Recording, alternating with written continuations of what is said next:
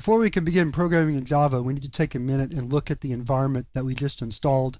We also need to make one system setting to make our programming easier.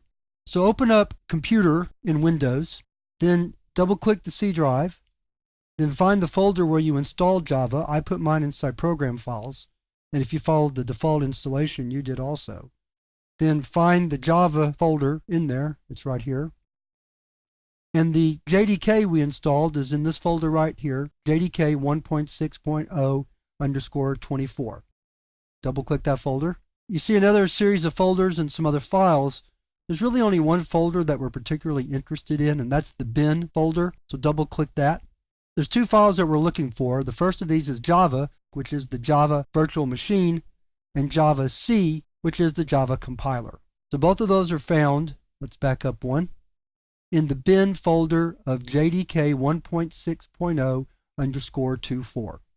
Now, so we don't have to type this path or refer to this path over and over again, what we're going to do is we're going to add the path to our path statement in Windows. Go to the control panel, look for System, double-click it, and then we're going to go to Advanced System Settings. And what we're going to do is we're going to change the path environment variable. So click the button that says Environment Variables. There's our path. Select Edit. It takes us to the very end. Hit the right arrow one time to get the highlighting off and put the cursor after that semicolon and type C:\/ Program Files /Java /JDK 1.6.0_24 /bin semicolon, and then OK.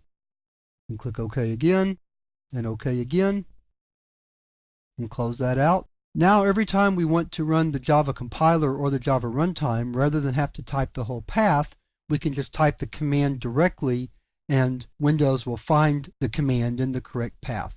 We'll demonstrate that in the next chapter when we enter, compile, and run our first Java program.